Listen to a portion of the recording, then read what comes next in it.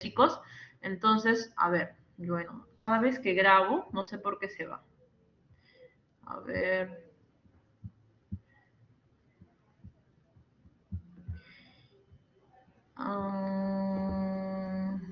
A ver, espérenme un ratito porque otra vez se ha ido.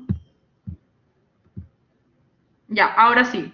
Bueno, chicos, vamos a empezar, ¿no? ¿Qué es la enfermedad inflamatoria intestinal? Como yo les había comentado, esta enfermedad inflamatoria intestinal va a agrupar una serie de trastornos de causa desconocida.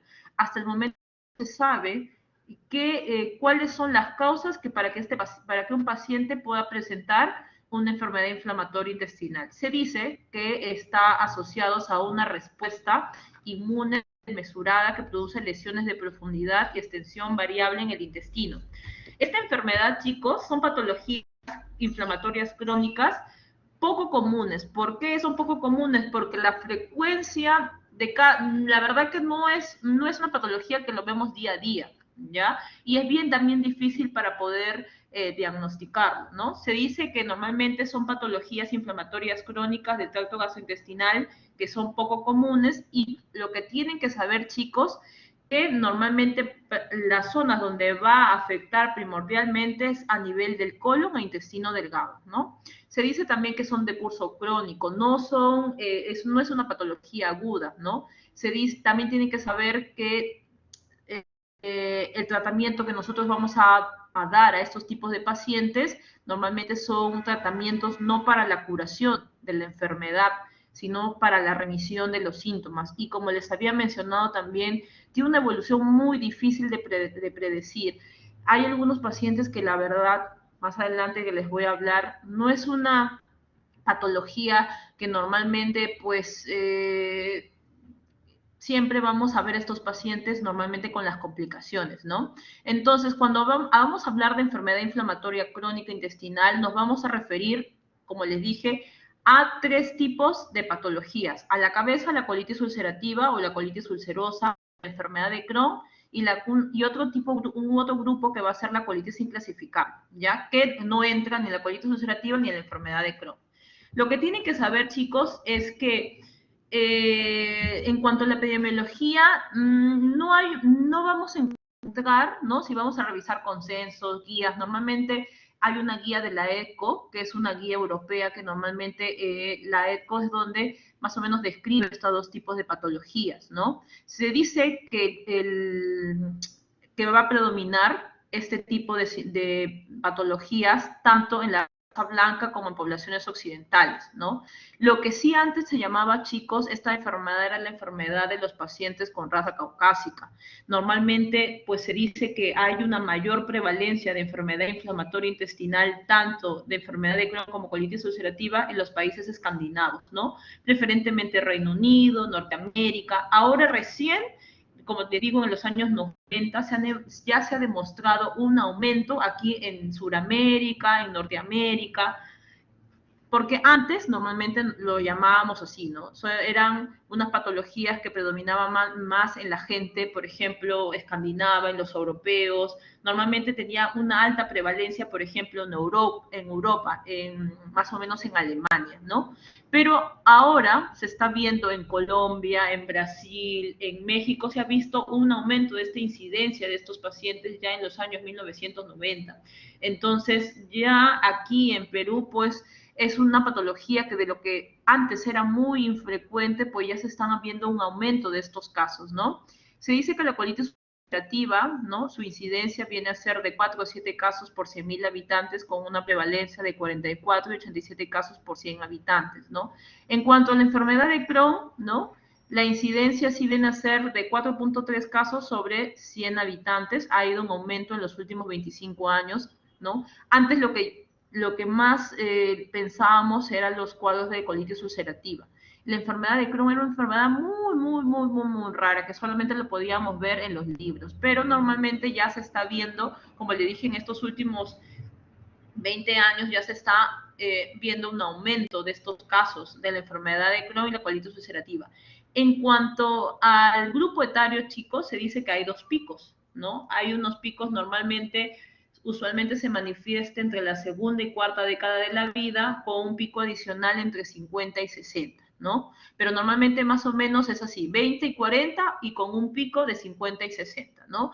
Ahora, que estas enfermedades den niños o en ancianos, la verdad que es muy raro, ¿no? Más es la prevalencia en 20 y 40 años.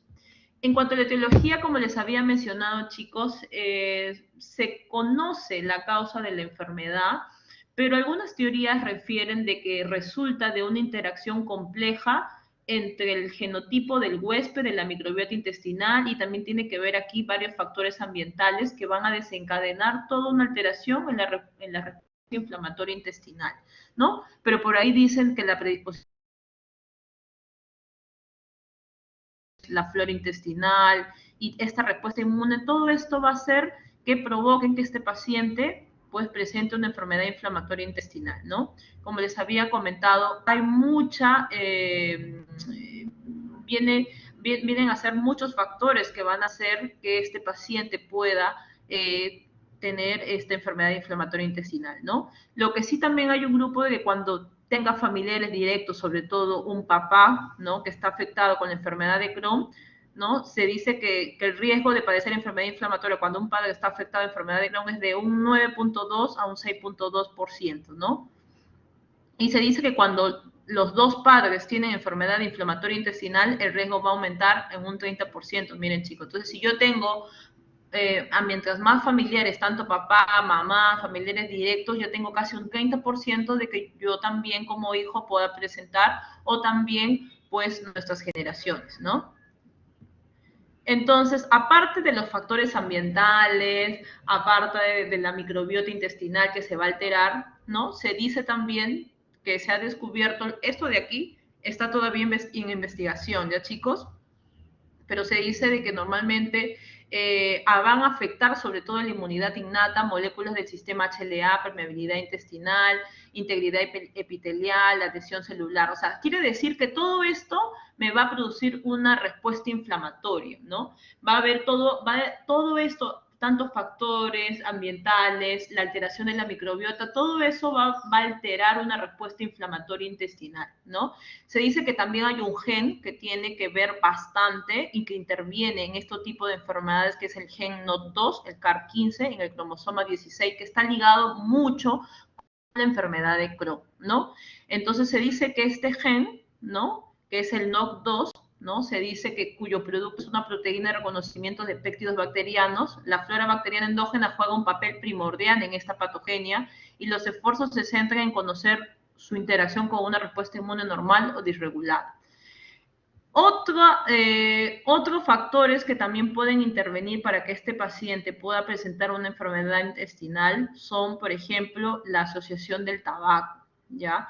Si tenemos, por ejemplo, un paciente que tiene, sobre todo, fuma, ¿no? En regular cantidad, entonces son estos pacientes que más tienen un riesgo de repente por ahí tener un tipo de enfermedad de Crohn. Ahora, esto tampoco no es que está confirmado, pero sí el tabaco tiene que intervenir en estos tipos de enfermedad inflamatoria. Por eso que se dicen que a veces los de raza caucásica, los de raza blanca, en donde normalmente predominan está cierto tipo de factores ambientales, entonces normalmente son pacientes que pueden presentar esta enfermedad inflamatoria intestinal.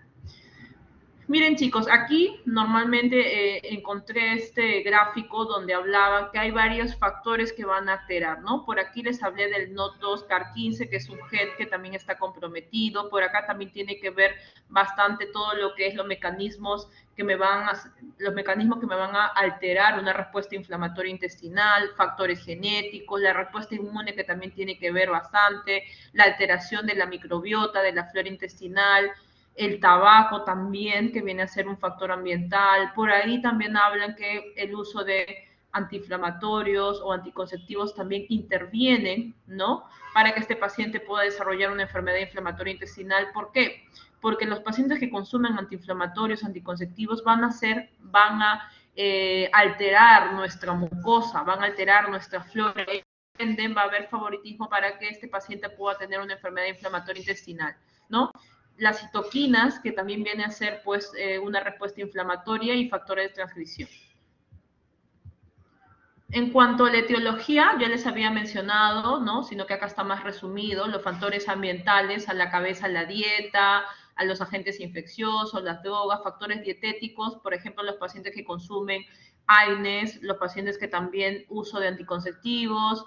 Hay agentes microbianos que también van a hacer que van a alterar todo nuestra flora intestinal, que es a la cabeza el citomegalovirus, ¿no? Normalmente variantes de la forma de bacterias intestinales y parásitos como la clamidia también.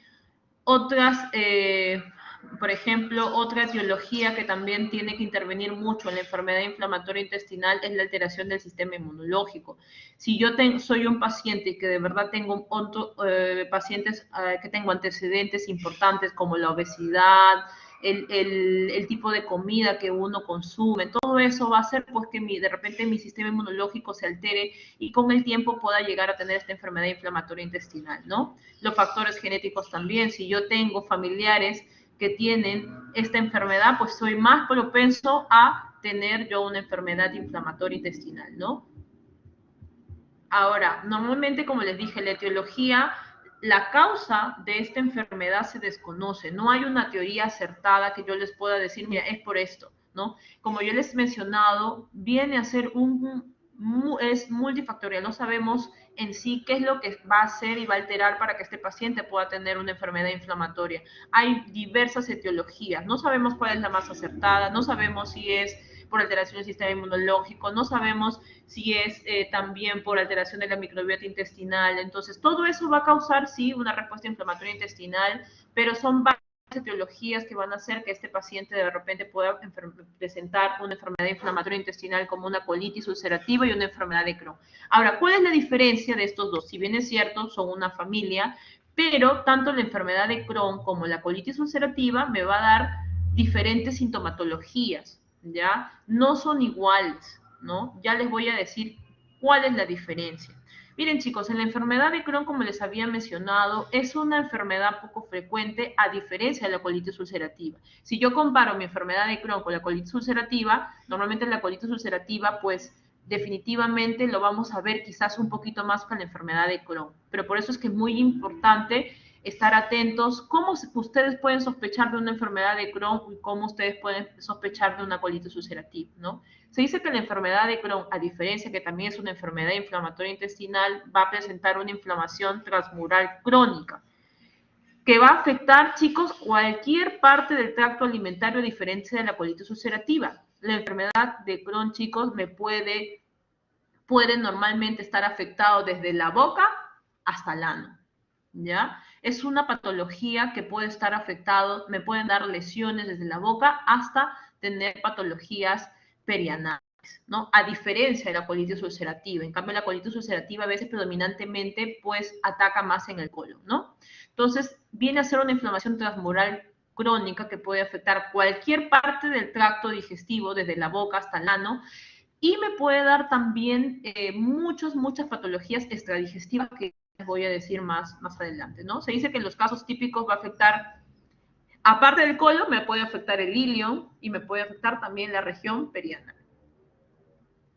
Entonces, por favor, anoten bien, acuérdense eso. La diferencia entre la enfermedad de Crohn y la colitis ulcerativa, que la enfermedad de Crohn me puede afectar cualquier parte del aparato digestivo y normalmente puede afectar desde la boca hasta el ano. Se dice que la enfermedad de Crohn, chicos, en tanto la incidencia en la población general es de 3 a 7 casos por 100.000 cada año. Como les había mencionado, la incidencia en esos pacientes sobre todo es en el norte de Europa o Norteamérica, ¿no? Afecta sobre todo a adultos jóvenes, normalmente entre la segunda y tercera década de vida. Se va a aumentar, ¿no? Aumenta 30 veces entre hermanos y de 14 a 15 veces entre familiares de primer grado, ¿no? Tanto papá, mamá. Afecta a ambos géneros por igual, tanto hombre como mujer. Se dice que es mayor en territorio urbano, sobre todo varía entre etnias. Se dice que también esta enfermedad de Crohn son los que tienen más probabilidad de sufrirla son los pacientes de población judía, ¿no? Entonces, la lactancia materna por ahí hablan estudios que puede proteger y más frecuente es en fumadores. Como les había mencionado, chicos, tienen aquí dentro de los factores ambientales, el tabaquismo está ligadamente, se puede decir que es el responsable tanto en la enfermedad de Crohn como en la colitis ulcerativa. Hay estudios que normalmente pues nos dicen que el paciente que consume a mayor tabaco, ¿no? Tienen más riesgo de tener ese tipo de enfermedades. Miren chicos, la enfermedad de Crohn se dice que van a haber varios factores, ¿no? En cuanto a la etiología. Dentro de los factores infecciosos que también pueden estar en la etiología del Crohn, hablan por ahí de las micobacterias, que es el Mycobacterium paratuberculosis. Anteriormente, chicos, normalmente nosotros, cuando un paciente presentaba estas molestias, ¿no? El paciente venía con una sintomatología de un dolor abdominal, una masa palpable. Normalmente aquí en Perú, normalmente lo que más predomina, lo que más frecuentemente tenemos es la TBC, tanto pulmonar como de repente la TBC intestinal, ¿no? O la tuberculosis extrapulmonar. Entonces, normalmente cuando el paciente venía, nosotros lo primero venía con este cuadro florido, no primero vamos a pensar en una enfermedad de Crohn, lo primero que tenemos que descartar es que no tenga una TBC, ¿no es cierto? Entonces, normalmente, pues, por ahí hacía un diagnóstico diferencial. Ahora la enfermedad de Crohn, pensar en una TB intestinal, sí, lo primero que tienen que pensarlo, pero también tienen que tener siempre como su diagnóstico diferencial una enfermedad de Crohn.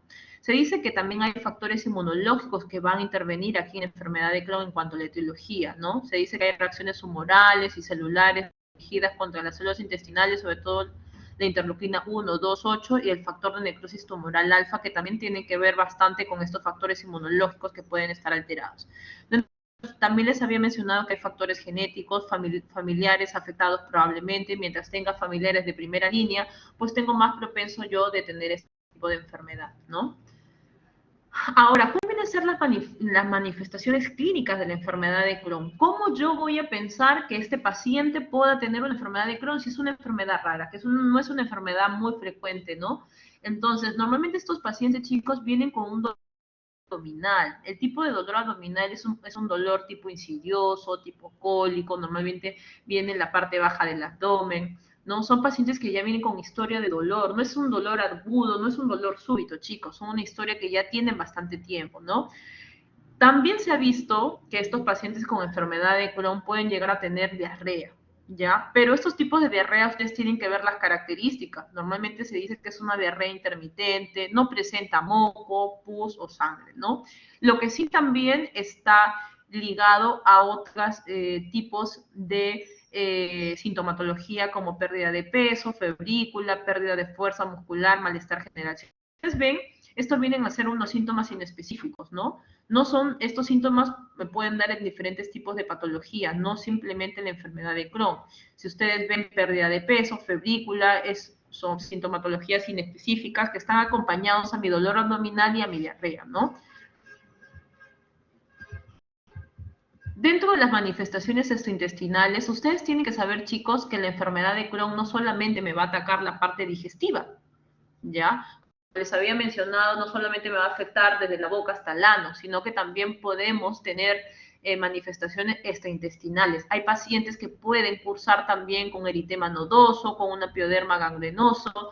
Dentro de manifestaciones reumatológicas, el paciente puede cursar también con sacroleitis, espondilitis anquilosante, otras también con manifestaciones oculares, pacientes vienen con una episcleritis, conjuntivitis. Hemos tenido también pacientes que se asocia también una con la anquilosante primaria, tienen un problema hepatocelular y también pues tienen un daño también, ¿cómo se llama? Tanto en el colon o en el ilio, ¿no? Entonces, si tenemos un paciente que de repente viene con una sintomatología, de repente solamente debuta con un pioderma gangrenoso, a veces hay que descartar que no tenga una enfermedad de Crohn, chicos. Entonces, dentro de las manifestaciones intestinales, como les dije, no solamente hay manifestaciones dermatológicas, reumatológicas, oculares, urológicas, ¿no? Entonces, también a veces son pacientes que cursan con unas enfermedades también autoinmunes, como por ejemplo, como les dije, la colangitis, la vasculitis, la amiloidosis, ¿no?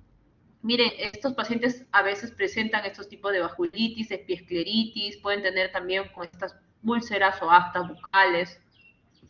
Ahora, ¿yo cómo hago el diagnóstico de la enfermedad de Crohn? ¿No? Normalmente, ¿cómo yo voy a pensar que este paciente pueda tener una enfermedad de Crohn? Si yo tengo un paciente, chicos, que vienen con dolor abdominal crónico, diarrea, adelgazamiento, ¿ya? Uno, le pido exámenes, ¿no? Como cuál, le tengo que pedir, obvio, primero un hemograma, le pido a ver cómo está, si viene con historia de diarrea, hay que ver sus electrolitos, hay que ver su sodio, su potasio, hay que ver el estudio de esa diarrea, le pido exámenes de reacción inflamatoria en heces, le pido coprocultivo, le pido una diferenciación celular o un coprológico funcional, ¿no es cierto? Le pido todo para un estudio de diarrea, ¿no? Veo también cuánto está de hemoglobina, hay que ver si ese paciente tiene anemia. Normalmente estos pacientes, ya chicos, cuando tengan una enfermedad inflamatoria intestinal, estos pacientes a veces encontramos pacientes con anemia, hacen trombocitosis, vienen con cuadros de hipoalbuminemia, ¿no? Y vienen con aumento de los reactantes de fase aguda como es el PCR o el BCG, ¿no? Entonces, ¿qué hacemos en estos pacientes? Una vez que ya le pido mi hemograma, le pido examen de estudio de diarrea, le pido mi coprocultivo, le pido mi diferenciación celular, le pido un estudio de contraste varitado, ¿no? Radiografía, ¿no? Hay que pedir una radiografía para ver, ¿no? Si es que puede tener por ahí una estenosis a nivel de repente todo el aparato digestivo. Y posteriormente le puedo pedir una endoscopía. Acuérdense que la enfermedad de Crohn me puede afectar desde la parte del ano, de la boca hasta el ano, ¿no es cierto? Entonces puede haber de repente un cierto tipo de se puede decir patologías que puede encontrar, ¿no?, en la endoscopía o una colonoscopía. Entonces, la enfermedad de Crohn, chicos, se puede decir que vamos a ver qué cosa vemos. Si le pedimos un estudio de contraste varitado, vamos a ver, por ejemplo, unos datos bien característicos, ¿no? Que vamos a ver de repente trayectos fistulosos, ¿no? Podemos ver otras cositas más como, por ejemplo, podemos pedir la parte de la radiografía, ¿no? Podemos pedirle una tomografía, que normalmente vamos a ver un engrosamiento transluminal, ¿no? O podemos ver otros tipos de complicaciones, ¿no? También podemos ver si esos pacientes puedan tener una fístula, ¿no? Entre las fasas intestinales y otros órganos adyacentes. Entonces, lo primero que tenemos que hacer, chicos, uno, aparte de una radiografía, hay que pedirle también una endoscopía o un estudio de colonoscopía, ¿no? Entonces, normalmente en estos pacientes que vamos a ver, ¿no es cierto? Entonces, si le vamos a hacer una colonoscopía, ¿no? Tenemos que ver cuál vienen a ser las características que vamos a ver en una colonoscopía. Por ejemplo, podemos ver unas úlceras aftosas junto a la granularidad, una cosa de vecina de aspecto normal, ¿no? Pero lo que va a predominar, chicos, a veces vienen a ser unas úlceras serpentiginosas, puede ver todavía con estenosis, otros pacientes pueden presentar una fístula perianal, pueden también tener abscesos, entonces es bien importante, ¿no? Bueno, acá se ha movido un poquito el dibujito, entonces vamos a ver un ratito. Entonces, aparte, ¿no? Lo primero que tenemos que hacer, le podemos pedir, como les dije, siempre hay que pedir de lo menos a más. Entonces, primero una radiografía, hay que ver la radiografía si hay estenosis o hay alguna otra complicación. Y lo que vamos a pedir sí o sí para ver intraluminal cómo está el colon es una colonoscopía, ¿no es cierto, chicos? Entonces, en la colonoscopía nosotros tenemos que ver, esos son los criterios del Lennart-Horner, que normalmente se dice que se considera una enfermedad de Crohn definitiva cuando concurre la presencia de granulomas en estudio histológico. Yo, para hacer mi diagnóstico de enfermedad de Crohn, tengo que tener hallazgos histológicos, hallazgos endoscópicos y la clínica, ¿no es cierto?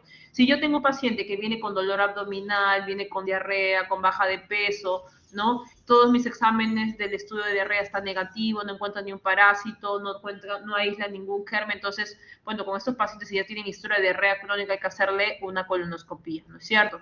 Entonces, si yo clínicamente puedo encontrar, ¿no?, si tengo una lesión o una fístula perianal, ¿no?, si por ahí encuentro fístulas, estenosis, ya tendrían yo mi criterio endoscópico. Si por ahí le hago biopsia y encuentro por ahí granulomas, agregados linfoides, úlceras, ya tendría tendría la clínica, tendría también los hallazgos endoscópicos y tendría en mi biopsia granulomas, eso sería positivo, ya tendría ya confirmado mi enfermedad de Crohn. Entonces, normalmente nosotros, para calcular el índice de actividad de la enfermedad de Crohn, utilizamos este cálculo, que es el cálculo del SEDAI, ¿no? Para nosotros calcular el SEDAI, la escala es multiplicada por el factor de corrección de cada variable, ¿no? Esto es lo que utilizamos. Número de heces, nosotros utilizamos cuántos heces líquidas ha presentado, ¿no? Si de repente en el día 1, 2, lo multiplicamos por 2 y acá me va una equivalencia. Igual, el dolor abdominal, si no tiene 0, si tiene leve, se considera 1, ¿no? Y lo multiplicamos por 5. Si hay que ver su estado general, si es bueno, le damos un puntaje de 0, si es regular, un puntaje de 1. Entonces, también le tenemos que preguntar si de repente ha tenido fiebre, fístula, si tiene fisura anal, si tiene artritis. Esas son las manifestaciones intestinales que les comenté.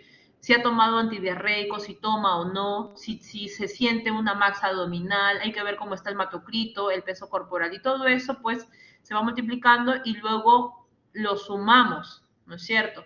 Entonces, si yo tengo un paciente que tiene un CDAI mayor o igual de 220, nosotros decimos que es un paciente que está con una actividad de la enfermedad, ¿no? Entonces, si tenemos un CDAI, calculamos que está mayor de 220, hay que darle tratamiento sí o sí a este paciente, porque estos pacientes pues se pueden complicar. ¿Con qué se pueden complicar? Luego hay que ver con qué, no sé. Entonces, normalmente, chicos, hay que nosotros saber cómo vamos a pensar en una enfermedad de Crohn. Ya les dije que no solamente es la clínica del paciente. Si tengo un paciente que viene por dolor abdominal, con fiebre, con diarrea, ¿ya? Hay muchas patologías que me pueden dar fiebre, diarrea, ¿no? Una jeca, por ejemplo, una gastroenterocolitis, el paciente viene con fiebre, con diarrea, ¿no? Pero si tiene una historia de diarrea crónica, si tiene una historia de dolor abdominal crónico, le han hecho estudios y todo sale negativo, bueno, ustedes que tendrían que hacer, bueno, ya pedirían una colonoscopía, ¿no es cierto? Entonces, colonoscopía yo tengo que encontrar unas lesiones, como cuál, unas úlceras aftosas, unas úlceras serpentiginosas, que ya les voy a mencionar más adelante, sacarle biopsias, y esas biopsias encuentran que hay granulomas, entonces nosotros hacemos un diagnóstico de una enfermedad de Crohn. Dentro de los diagnósticos diferenciales de la enfermedad de Crohn tenemos a la cabeza, chicos, pensarlo bueno, síndrome de intestino irritable.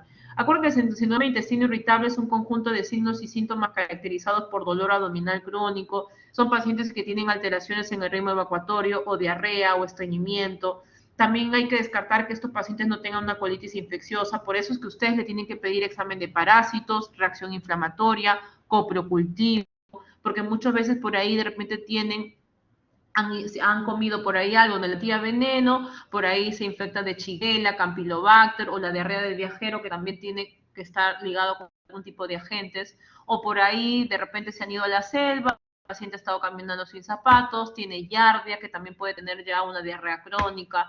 Las apendicitis agudas, hemos tenido pacientes que en algún momento han cursado con un dolor abdominal en fosa ilíaca derecha, se palpa una masa, ¿no? Le hacen los exámenes y los retratos de fase aguda, hay leucocitosis, hay desviación izquierda, entonces pueden pensar en una apendicitis. Es más, muchas veces han entrado a sala y al final no era apendicitis, terminaron, haciéndole otro tipo de diagnósticos, ¿no? El embarazo ectópico, sobre todo si son mujeres, el embarazo ectópico a veces roto da un dolor abdominal intenso, también se le palpa masa palpable en el lado derecho, enfermedad inflamatoria, una enfermedad pélvica también, ¿no? La EPI, ¿no? La TBC intestinal, chicos, como ya les había dicho que anteriormente, cuando un paciente cursaba con dolor, con diarrea, lo primero que tenías que pensar es una TB intestinal, ¿ya? Pero bueno, ahora la TB intestinal ha pasado ya a una segunda opción, entonces primero a veces hay que pensar también en enfermedad de Crohn. Entonces, esos son los diagnósticos diferenciales que me pueden causar una diarrea crónica. Ahora, esta enfermedad, chicos, es bien, tenemos que detectarlo a tiempo. ¿Por qué? Porque si no, estos pacientes con el tiempo hacen complicaciones como cuál, obstrucciones intestinales, se perforan, aparecen fístulas. La aparición de la fístula a veces es muy frecuente, chicos, más de un 25%. Pacientes hacen abscesos localizados, hacen megacolon tóxico. Cuando es un megacolon tóxico, a veces lo único que les puede salvar es entrar a cirugía. Entonces, es muy importante tratar a estos pacientes. Así que acuérdense que dentro de las complicaciones de la enfermedad de Crohn son esas, ¿verdad? Y lo que hay que tenerle cuidado es el megacolon tóxico.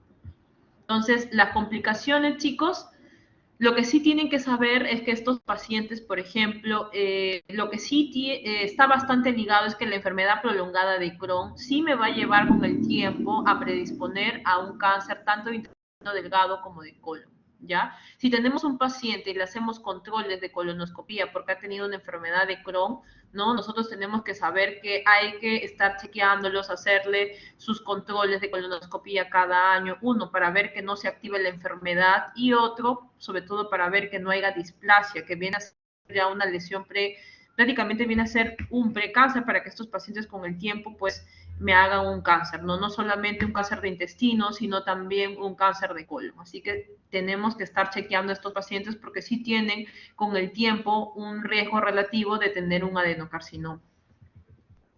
Entonces, miren chicos, este es un dibujito bastante importante. Estos pacientes que tienen una enfermedad de Crohn hacen una estenosis. Sobre todo la estenosis es a nivel de la región seco-ascendente, ¿no? Entre la región justo en el ciego y el colon ascendente. Entonces, normalmente en la anatomía patológica, ¿qué vamos a encontrar? Chicos, acuérdense que vamos a encontrar granulomas. Si encontramos granulomas, esto ya es característico de la enfermedad de Crohn. Miren chicos, la anatomía patológica, esto, miren este granuloma bien bonito que al microscopio, ¿no? Se ve, miren este granuloma no caseoso. No caseoso porque cuando son granulomas gaseosos, normalmente tienen que pensar obvio en TB, ¿no? Pero tienen que ver granulomas no gaseosos.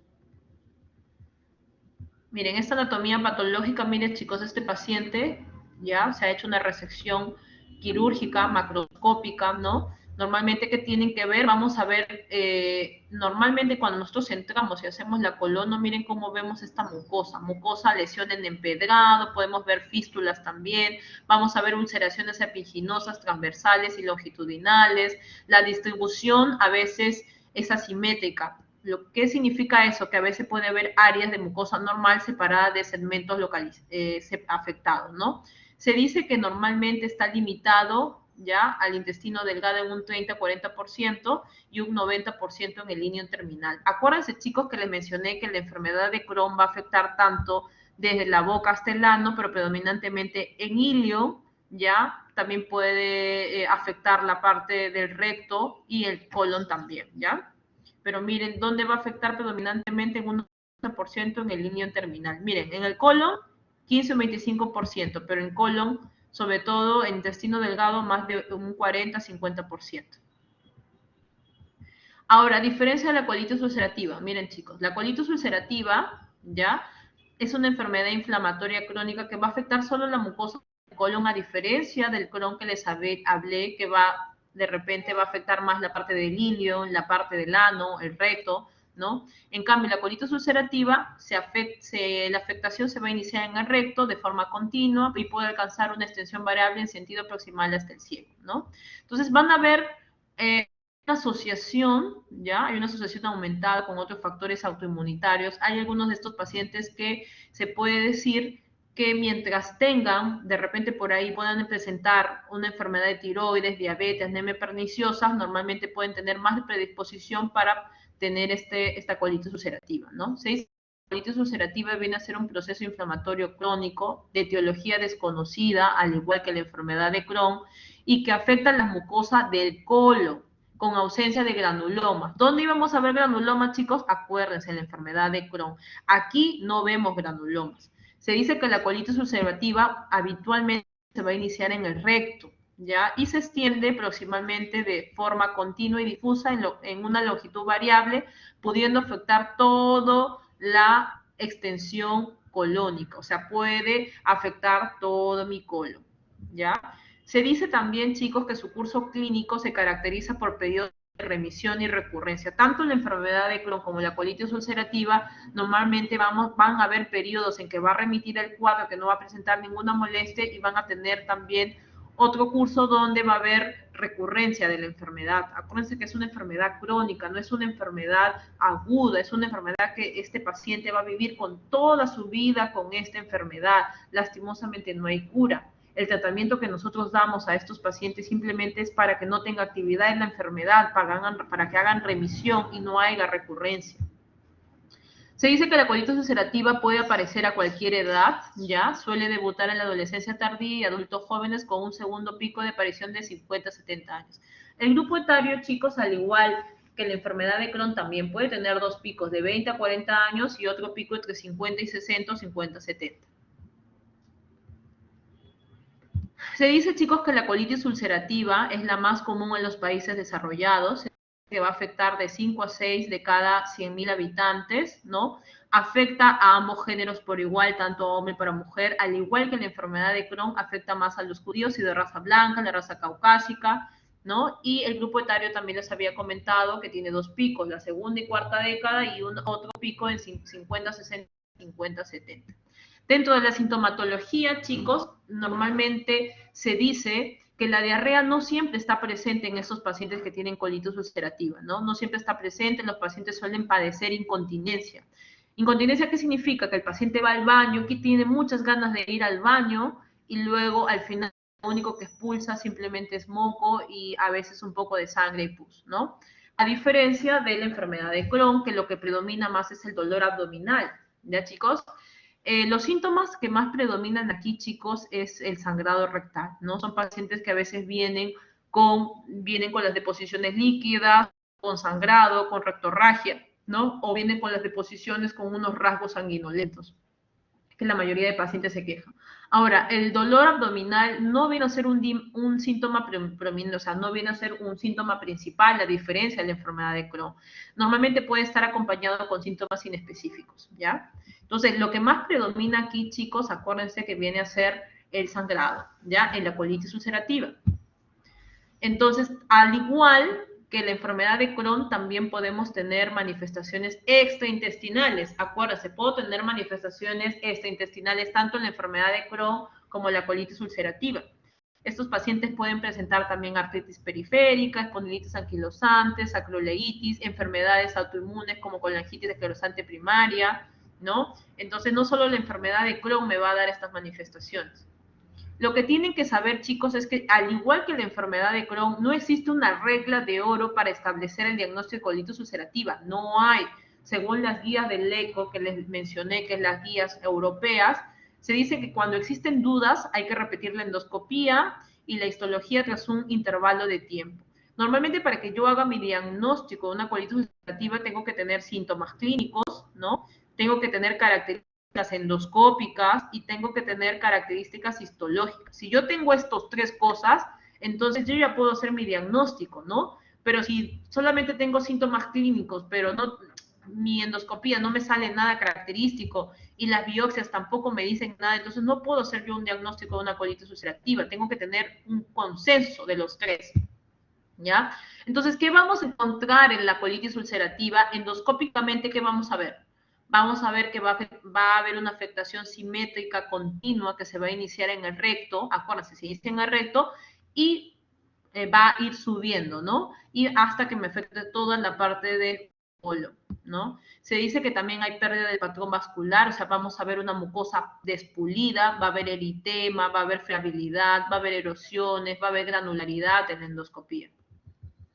Miren, chicos, estas son las imágenes que les traje. Miren, chicos, en la colitis ulcerativa, miren, no sé si ven como granitos, van a ver un patrón granular, van a ver, la mucosa va a ser una mucosa friable, o sea que, miren, sangrante, al roce, normalmente vamos a ver también estas por aquí, ¿no?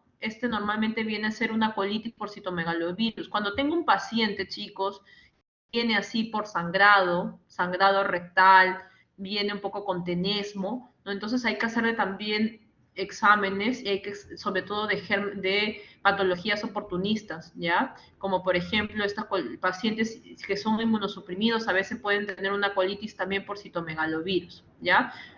Entonces también puede haber una coinfección de que tengas una colitis ulcerativa y también puedas tener citomegalovirus. Entonces también es muy importante. Acuérdense que los pacientes con colitis ulcerativa o enfermedad de Crohn son pacientes inmunocomprometidos, ¿ya? Entonces siempre hay que hacer nuestros diagnósticos diferenciales con otros agentes oportunistas.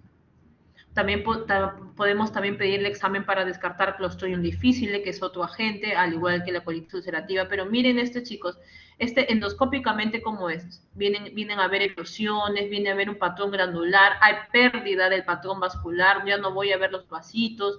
Miren, chicos, este patrón granular con erosiones, friabilidad, sangrado. En cuanto a la histología, o sea, cuando yo veo endoscópicamente estas lesiones, tengo que sacar biopsias, ¿no es cierto? Y normalmente, ¿qué voy a ver en las biopsias para ya hacer un diagnóstico de colitis ulcerativa? Van a haber alteración en la arquitectura de las criptas. En la enfermedad de Crohn, recordemos que nosotros teníamos que ver granulomas no gaseosos, ¿no? Acá vamos a ver criptitis, abscesos crípticos, van a haber agregados linfoides basales, van a haber plasmocitosis basal, ¿no? van a haber también metaplasia de células de Panet, ¿no? En la colitis ulcerativa, acuérdense, chicos. Entonces, normalmente, miren, chicos, este viene a ser un colon normal, ¿no? Miren cómo están las vellosidades. En cambio, la colitis ulcerativa, mira, ya hay pérdida, ¿no? Hay una distorsión de criptas, hay criptitis, hay abscesos, ¿no? Miren, y también van a ver esta metaplasia de las células de Panet que se van a ver aquí en la colitis ulcerativa. Esto de aquí, chicos, es un cuadro comparativo que de verdad quiero que lo tengan, lo repasen sobre todo, ¿ya? Porque esto van a ver, esta es la diferencia de las manifestaciones clínicas, ¿no? Lo que les había mencionado, una colitis ulcerativa, ¿cuándo yo voy a pensar que este paciente pueda tener una colitis ulcerativa? Mira, tengo un paciente que tiene diarrea, tiene tenesmo, o sea, esos pacientes que se van corriendo al baño y al final no botan nada, ¿no? Solo tienen la necesidad imperiosa de poder ir al baño y lo único que botan es un poco de moco, ¿no? Acuérdense, tienen que pensar en una colitis ulcerativa. Normalmente en la enfermedad de Crohn las deposiciones a veces están normales o diarreicas, acuérdense lo que les había mencionado. El dolor, ¿dónde es más frecuente? En la enfermedad de Crohn. Acuérdense que son pacientes que vienen con dolor abdominal crónico, son pacientes que vienen con diarrea, ¿no? La enfermedad de Crohn. En la colitis ulcerativa se dice que normalmente pues más frecuente es la enfermedad de Crohn, sobre todo los exámenes de inflamación, ¿no? La baja de peso normalmente es más acentuada en la enfermedad de Crohn que en la colitis ulcerativa. La enfermedad perianal, ¿dónde afectaba más? Les dije que la enfermedad de Crohn. Los pacientes que tienen enfermedad de Crohn, chicos, vienen con fístulas perianales. Ya les había mencionado que va a afectar no solo la boca, sino desde la boca hasta el ano. Entonces, esos pacientes, acuérdense que la enfermedad perianal predomina más en la enfermedad de Crohn que en la colitis ulcerativa. La masa abdominal, ¿dónde vamos a ver una masa palpable? Más en la enfermedad de Crohn que en la colitis ulcerativa. ¿En dónde vamos a tener manifestaciones extraintestinales? Se dice que normalmente en las dos podemos ver manifestaciones extraintestinales, tanto en la colitis ulcerativa como en la enfermedad de Crohn, pero en la enfermedad de Crohn es pocos más frecuentes, ¿no?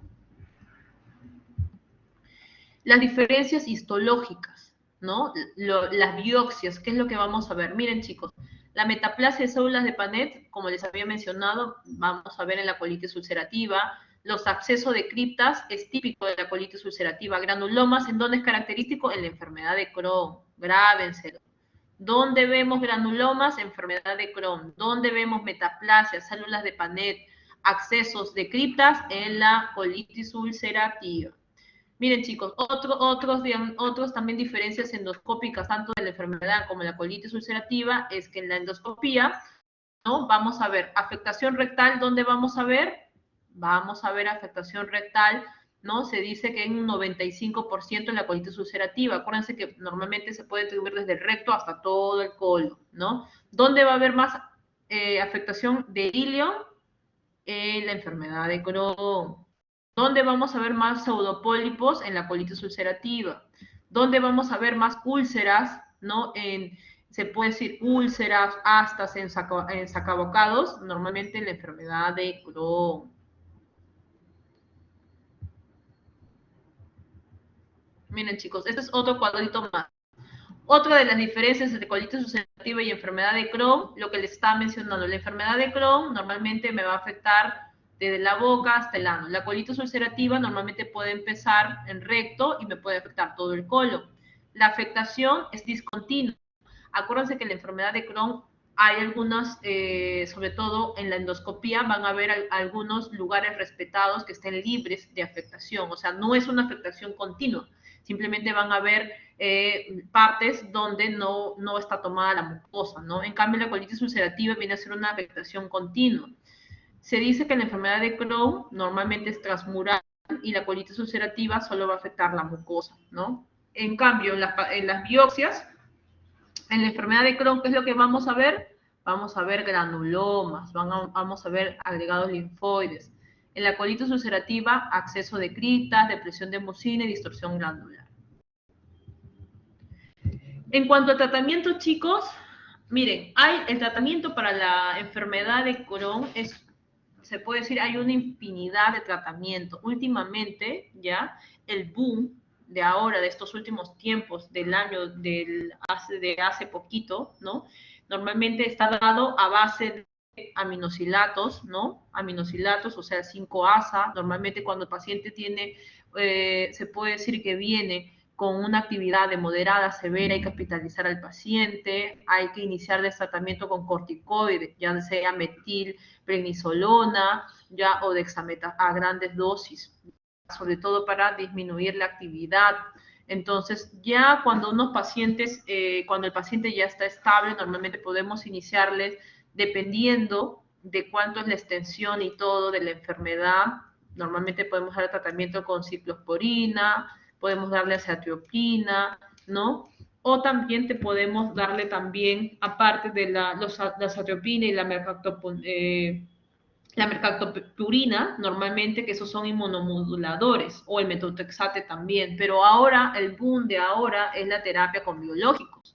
¿Qué significa terapia biológico, chicos? Normalmente este tratamiento de biológicos está dado a base de antifactor de necrosis tumoral alfa, como el infliximab, el adalimumab, el certolizumab, ¿no? Normalmente aquí nosotros en el Hospital de la Policía utilizamos mucho el antifactor de necrosis tumoral. A la cabeza tenemos el infliximab, que lo damos a los pacientes con colitis ulcerativa, y el adalimumab, que lo damos a los pacientes con enfermedad de Crohn. Ahora, ¿cuándo le damos a estos pacientes biológicos? Sobre todo cuando tienen algún tipo de complicación, cuando han debutado con una fístula perianal o tienen una estenosis a nivel secoascendente, ¿no? Si son pacientes que son limitados solo al recto, al colon, a veces le damos el ASA, ¿no? El 5-aminosalicilatos, que normalmente le podemos dar a estos pacientes, ¿no? La mesalazina, normalmente, que se utiliza también por kilo de peso. Entonces, sobre todo cuando hay afectación del recto y una parte del colon, pero son pacientes que de repente ya tienen alguna complicación. A esos pacientes ya nosotros utilizamos terapia biológica con estos de aquí, ¿no? Ahora, en otros hospitales, sobre todo en España, ¿no? Normalmente ya están utilizando antirleuquinas, ¿no? El natalizumab, el bodolizumab, el ustekinumab, que ser antitegrinas.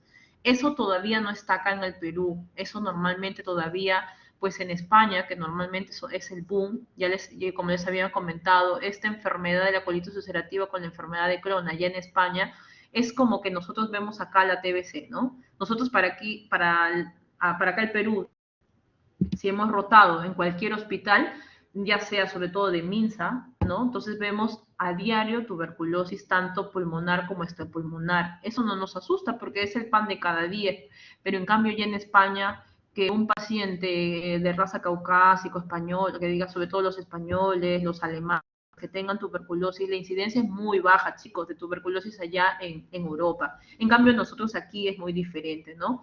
Entonces, normalmente, pues allá ellos manejan mucho la terapia biológica, tienen lo último en tratamiento biológico, ¿no? A diferencia de nosotros que, sobre todo los hospitales del Ministerio de Salud, no manejan biológicos. A lo mucho ellos pueden solamente darle corticoides o 5-aminosilatos, se quedan solamente por acá, ¿no? No dan tratamientos biológicos porque no hay, porque seguro en algunos pacientes no les cubre. Entonces, es de verdad el tratamiento tanto a la enfermedad inflamatoria intestinal como la colitis ulcerativa, como la enfermedad de Crohn, chicos, es una enfermedad a veces debilitante para el paciente. Son pacientes que hacen muchas recurrencias, están un periodo bien y otra vez vienen con actividad. Entonces, estos pacientes hay que estar controlándolos, hay que estar viéndolos mensualmente, hay que estar pidiéndole un examen que también, un examen que es un biomarcador bastante importante, que son los biomarcadores fecales, que es la caprotetina fecal, que es un examen que nosotros le pedimos, sobre todo para ver la actividad inflamatoria en el intestino, ¿no?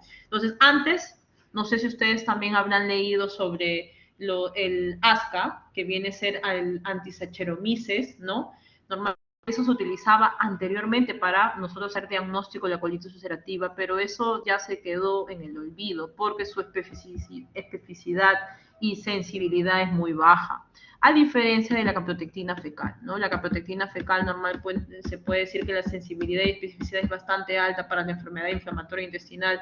A eso sumado otros hallazgos de laboratorio que vamos a encontrar, como les había mencionado, pacientes pueden tener anemia, trombocitosis, hipoalbuminemia, elevación de PCR y BCG.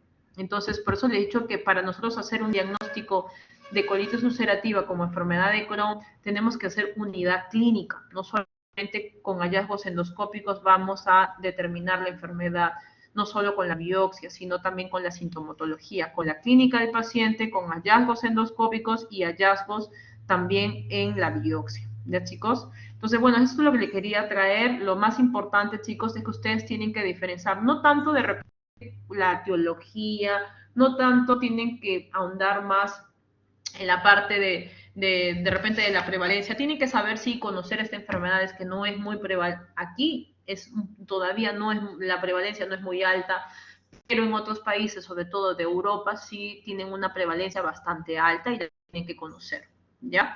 Entonces, no sé si alguno de ustedes quiere hacer alguna pregunta. Lo que tienen que saber sobre todo son las diferencias, ¿no? ¿Cuándo yo voy a pensar en una colitis ulcerativa? ¿Cuándo yo voy a pensar en una enfermedad de Crohn? ¿No? Acuérdense que la enfermedad de Crohn pues afecta sobre todo la parte perianal, vienen con fístulas perianal, puede afectar tanto desde la boca hasta el ano.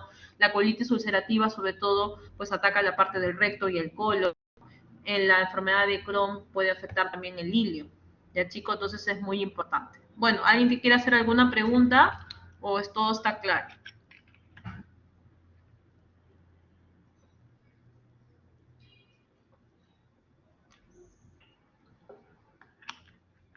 Todo claro entonces, ¿no, chicos? Ya, ok, chicos, entonces ya nos estamos viendo. Por favor, estudien estos cuadritos, ya que les he puesto, sobre todo la diferencia, estos de aquí, tanto las diferencias endoscópicas de la enfermedad de Crohn y la colitis ulcerativa, ¿ok? Por favor, estos cuadros de aquí, denle una repasada en tanto las manifestaciones clínicas, los hallazgos endoscópicos y las biopsias, ¿ok, chicos? Bueno, entonces ya nos estamos viendo. Nos vemos ya para la plenaria. Hasta luego, chicos. Gracias.